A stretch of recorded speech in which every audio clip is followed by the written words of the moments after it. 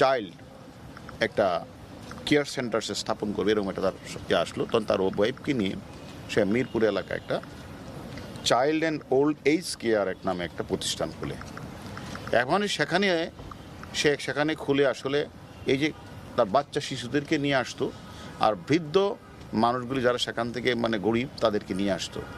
এরকমভাবে আপনারাও দেখেছেন বিভিন্ন মিডিয়াতেও, সোশ্যাল মিডিয়াতেও ভাইরাল হয়েছে।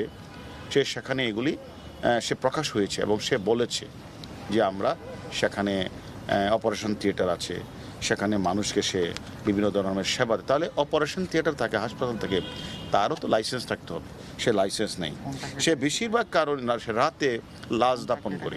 তখন তাকে জিজ্ঞাসাবাদ করা হলো যে আপনি রাতে লাশ দাপন করেন কেন?